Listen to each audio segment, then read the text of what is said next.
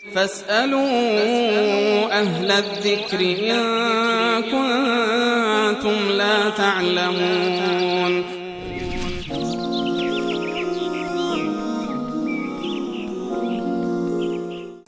آقای شریفی یا بیننده‌ای به نام شریفی از تهران پرسیدند که در مورد فطر، در مورد زکات فطر یا فطریه اگر توضیحی بدید. زکات فطر یا همون صدقه فطر یا فطریه یا تعبیرهای دیگری در جامعه ما وجود داره، سر روزه میگن، فقه روزه میگن، هر چیزی که در جامعه وجود داره، یعنی صدقه‌ای که در آخر ماه مبارک رمضان در واقع داده میشه. این یک فرضی هست، رسول الله صلی الله علیه و آله اینو فرض کرده، قرار داده اینو در مقابل هر شخص مسلمانی که هست، بر خودش هم لازم هست و بر افراد تحت تکفلش هم لازم هست که در مقابل هر شخصی باید یک سایی از غذای معروفی که در منطقه استفاده می شود باید به عنوان صدقه فطر بدهند.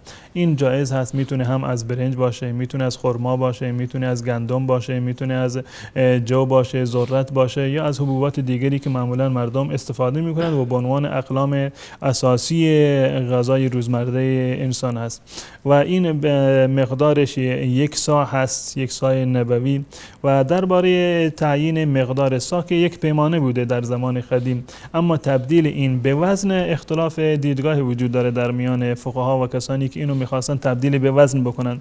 بعضی گفتند که یک صاع مساوی با 2 کیلو و 400 گرم هست، بعضی گفتند که 600 گرم، 700 گرم، حتی کمتر از این هم گفتند. اما بالاترینش همون احتیاطی هم که حساب بکنیم اون از 3 کیلو اضافه نیست.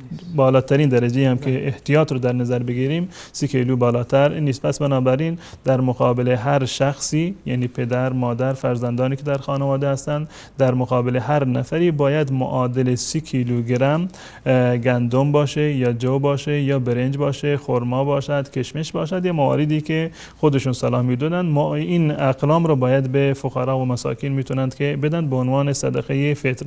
و وقت وجوبش با آخرین روز ماه مبارک رمضان هست.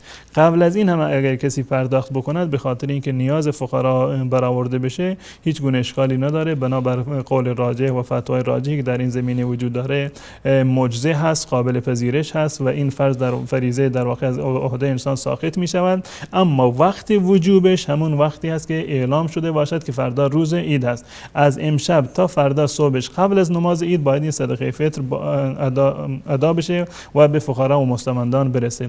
و اصل فلسفهش این است که در روز عید هم فقرا و مستمندان مانند بقیه افراد در واقع بتونند شادمانی بکنند و نیازهای خودشون رو برآورده بکنند.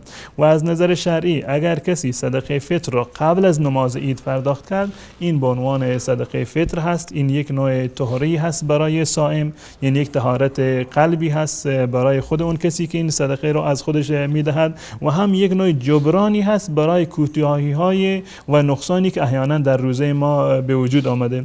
هم مایه طهارت نفس روزه‌دار هست و هم مایه سالم ماندن و تکامل خود روزه هست.